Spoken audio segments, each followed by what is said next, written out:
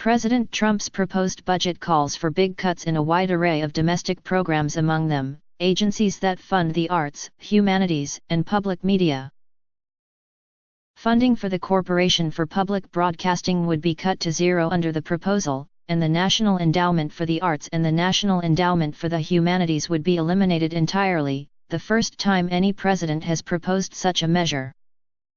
The spending outline is what White House Budget Director Mick Mulvaney calls a hard power budget, with spending increases for defense and homeland security at the expense of many other programs in the discretionary part of the budget. Mulvaney appeared on MSNBC Thursday morning to defend the proposal.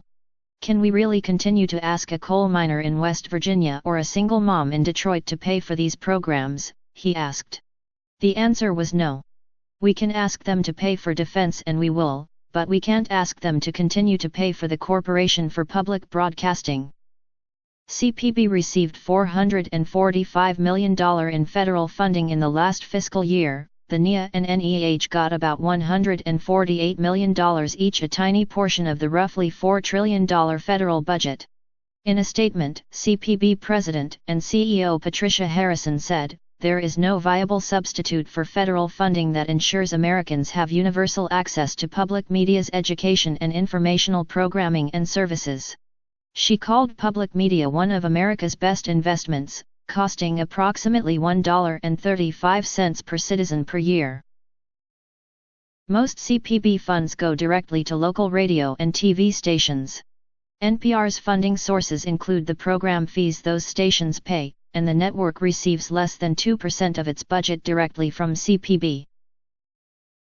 In a statement, NPR co Lauren Mayer said, "Millions of Americans depend on their local public radio station for the fact-based, objective, public service journalism they need to stay informed about the world and about the news in their own communities.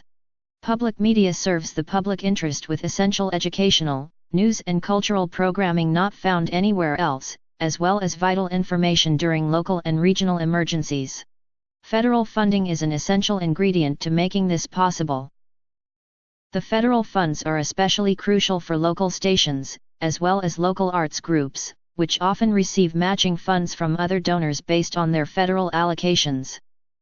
NEH Chairman William D. Adams issued a statement saying his agency is greatly saddened to learn of this proposal for elimination.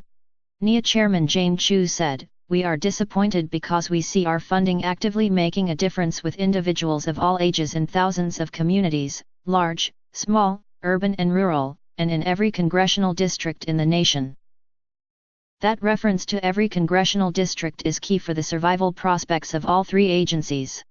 Congress will have the final say about the fate of Trump's budget, and while some conservatives have long targeted arts and public media for cuts, lawmakers from both parties have supported the agencies in the past.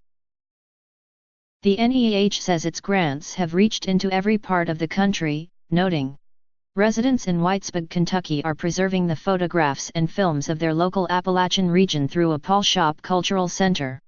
Veterans returning from war in Iraq and Afghanistan connect with classic texts and the public through Aquila Theater. Students, teachers, and historians have access to the papers of Founding Father George Washington."